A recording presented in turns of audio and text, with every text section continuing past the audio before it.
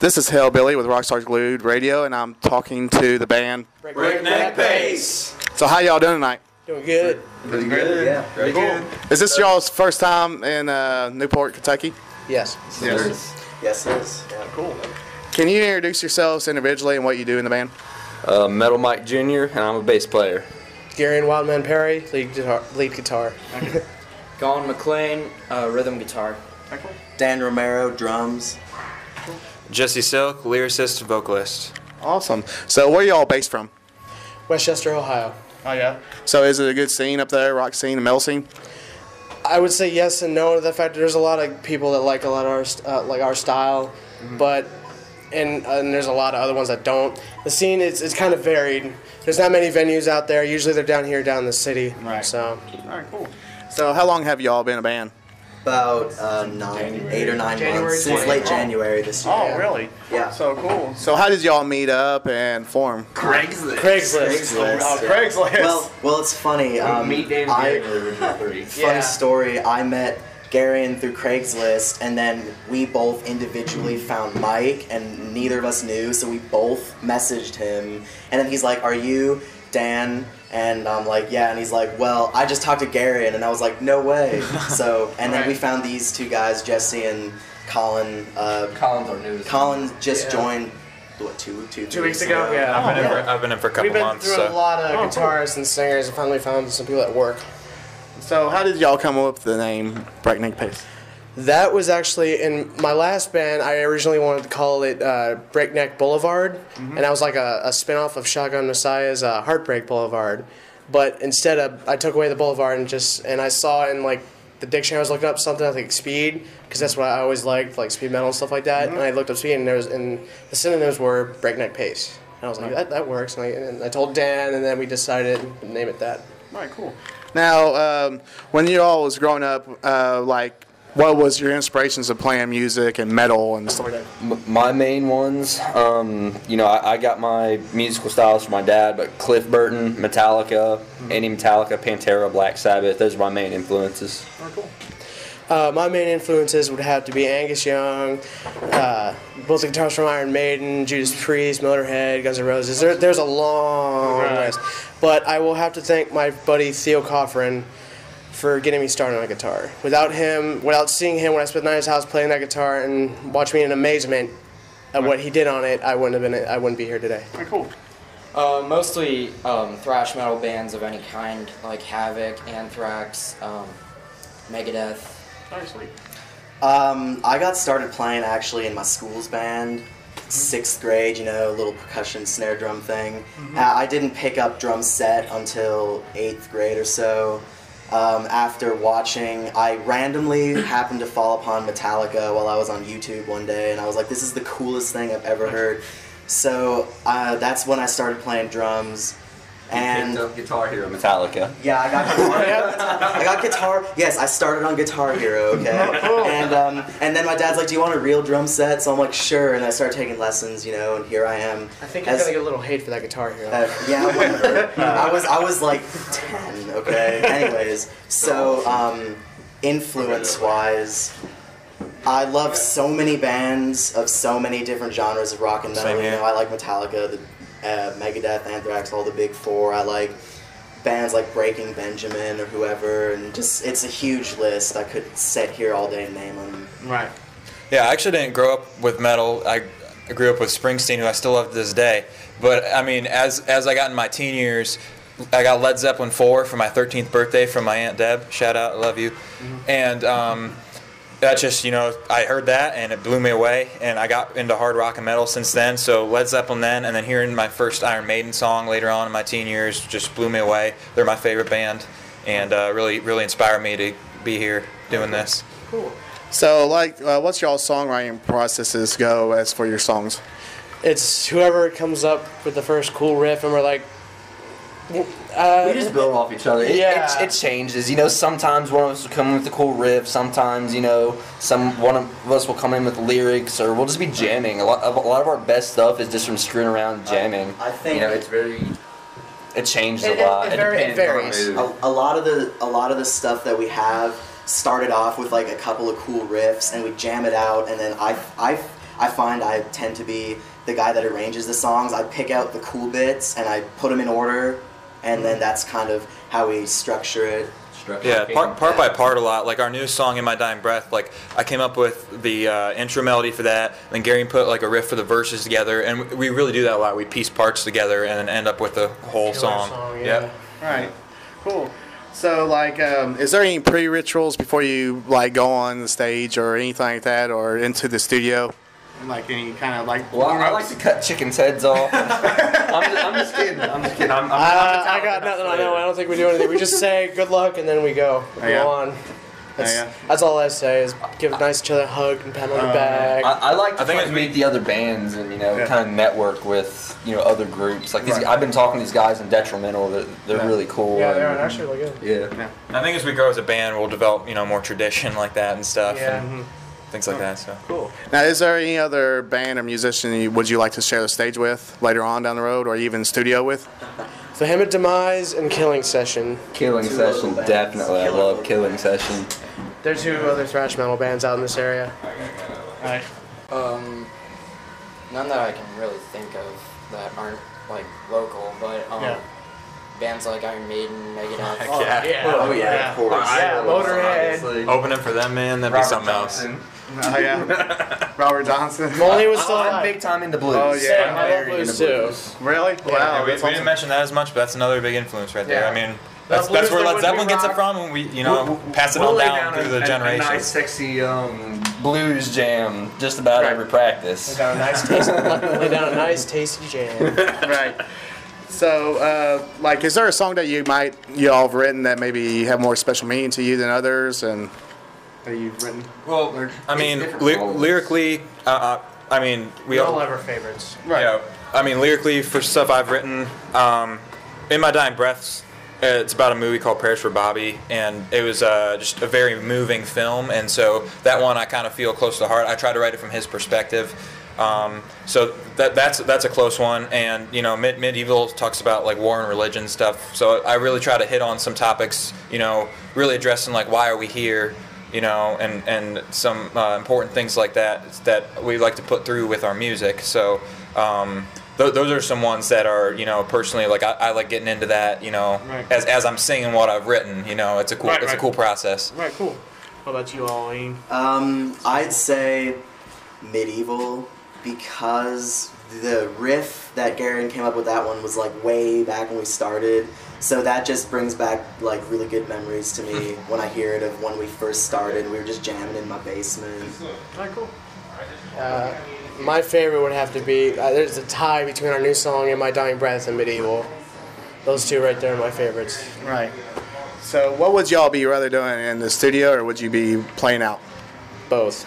Both. Because I love being in the studio recording and all that, and I love to play it live. Right. I'd like to put out a live record. Yeah, he's taking another level right there. There we go. There we go. Do a CD, but who cares about the studio? It's all about, the connection with the fans and, meeting new people. At least that's what it is for me. Right. Yeah, for me, the studio, to me, means new material, which is exciting. And that's why I like it, because I love making new material. It's the coolest thing in the world next to playing these shows, So, like Aaron said, they're both awesome. Right. How about you? I'd love to get into the studio, but I just really love the energy of playing live. Right. Alright, cool. And do you feel the same? I do feel the same. I love having new material to put out, but for me, playing live, or being in the studio playing live, is just one step above, because I love that connection with the fans and just getting out and meeting new people. Alright, cool. So, what do you think is your biggest challenges to overcome as being a part of a band and stuff like that? Schedule. I mean, we've been struggling a lot. Most of us have full-time jobs. We all want to make this work. We want to, live doing what we love to do. Yeah. But, obviously we're a band. We have our disagreements and stuff, but, just getting together all the time and making time to put new music in and, schedule shows. We've had to turn down 15 or 20 shows this month because scheduling. So for me, that's our biggest thing. Yeah. For me, it's scheduling and communication. Oh yeah, There's a lot of things like, oh, I'm sorry, I forgot. Oops. It's mainly. Mostly to me. Mostly to Dan. Drummer's usually the last to know everything. Right. And we're like, hey, Dan, this, and he's like, what? Just the rhythm section in general. Nobody thinks about the rhythm section. I tell you and you, but not you. It's really scheduling for me because, well, I'm in high school, so I have to deal with all of that, and then go to practice. All right. Well, let's see. Everyone practices at my house, so I can't say scheduling for me is a problem. We have our own practice room. But yeah, I would say that, again, scheduling is the biggest problem. You know, trying to get between school and work and just trying to find time for everyone to get together and rehearse. Right. I would say just, having faith in what we're doing. I mean, I believe in what we're doing. And, it's a tough process to, get where we want to get to. We've got high aspirations and we're not changing those. But Never. That's right. And, so we've got big goals and we're going to see that we get there. But it's not an easy road. It's like AC/DC says, it's a long way to the top if you want to rock and roll. So, sticking with it, that's what we got to be doing. What makes the hard work pay off at the end, though? The hard work? Mm-hmm. Playing live and melting some faces, frying some brains, breaking some necks. Right. It feels so great when you're done. You have the adrenaline rush and the crowd's going wild, and it feels great after you're done, and you just feel accomplished. Right. Yeah. This music's so full of passion, and that makes it worth it alone. Like I said, as an Iron Maiden fan, being at a concert like that, having that fan, band experience, and then now we're on the other side of it. We get to be a band, and I want to try to give that experience to people, and that makes hard work worth it. No matter how much we got to do, that's worth it. Very cool. Now, is there any advice you could give, like younger musicians now just getting started? Any advice? Yeah, advice. Communication. Communication is key. If you don't communicate properly, you will fail. Right. And you also have to realize that it's if you want it to be a career, you really have to work for it. Otherwise, it's just a hobby, or you don't care. Right. You can't be afraid to fail either. Yeah. I mean, that happens to everybody. Yeah. You're gonna make mistakes, and I wouldn't sweat it. So, obviously you don't want to be going around making mistakes all the time. Yeah. But, you're gonna make mistakes when you start out. I'm still making mistakes. We're all still making mistakes now. No one's perfect. You just gotta work through it. You gotta learn through these experiences and just to make yourself a better musician. Right. And one big thing is, even before getting into the band, keep an open mind. One thing, especially for me, because I love all kinds of music, metal, hard rock, country, blues, some older rap. Coming into this band, I said from the very beginning, just make sure to keep an open mind. That the more open your mind is, the sky's the limit. Exactly. Yeah. I mean, to expand your repertoire. You don't want every single song to sound exactly the same, because we like this one band, and every song is going to sound like this band. It just doesn't work. Right. yeah. So after tonight at the Thompson House here in Newport, where will y'all be? In December, we'll be taking like a pseudo hiatus. We won't be doing gigs, but we'll be doing like practices. I hate when he says hiatus. Like I said earlier, there's just it's not even in any way a hiatus. We have too much on our plate right now to really take much more. We have, like I said, we've turned down 15 shows in the past week. We've got to get practices in. We just finished a new song. I've got some ideas for new songs. Same. We just don't have time to take on any more, right. And we just have to take it as we can get it. This is just for the month of December, though. Yeah. Starting January, we are going to start doing shows. We've already got a gig booked for January. Yeah, January 12th at the Underground. Be there. More shows, new material. That's where we're going. I didn't know that. All right, cool. Now you know. See, communication. You didn't know. Communication, breakdown. But anyway, okay, year from today, where will y'all be? In the future? Touring. Maybe an album. I'll go ahead. As much as I would love that, I actually just joined the Army, so a year from today, we'll probably just getting an additional 3 or 4 more songs with all of us. Now, I'm sure they'll do shows without me because Maestro Jesse over here is a jack of all trades, so he'll fill in on bass for me. Oh, cool. Yeah, I'll play whatever's needed, man. I just love music. He's our cover bassist. So laid back. Cool. So, what all sites can people and listeners find you all at? What is it? Oh, on sites. There's a lot actually. I made a lot of. Don't name all of them. Okay, our main ones are Facebook. That's /Breakneck Pace, and then you got Reverb Nation, which is the same thing. /Breakneck Pace. That's our music and our main communication website. But we also got like Twitter, MySpace, and then you can buy our Bandmix, album at Bandcamp. Yeah. Is it buy our entire album? Yeah, you can buy our entire album for $5 on Bandcamp. You're willing to pay more if you wish, but it's preferred to be $5. Okay, cool. That's awesome. So what do you think about social media sites like Facebook and MySpace and all that? Does it help a band out or does it hurt? Yes. Yes, it does. So Bands back in the day did not have that opportunity, and it actually helped our fan base spread a lot faster than most bands would think nowadays. Like back in the 80s and all that, you didn't have stuff. You didn't have Facebook. I'm sure you all know. Yeah, it was tape trading then, and now, you got social media and stuff. And as a fan, that's how we discover a lot of bands we love. Not the biggest name ones. We go on the internet and find them from there. And so, we're using that same tool for us to try to get our name out, and it's a great way to do it.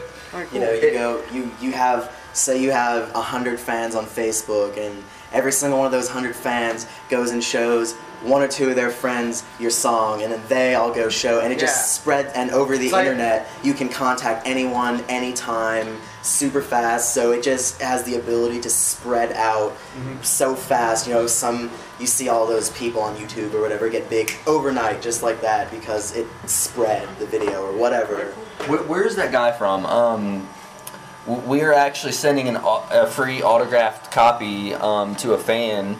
I guess he randomly wrote us one day and said, I've been a fan since the beginning, and you guys are amazing. I really look up to you. And he's in Minnesota or Michigan. Something like Michigan. Well, either way, it's hours away from here. So just that fact that all the people we know are in this area, and then we're getting hits from other states.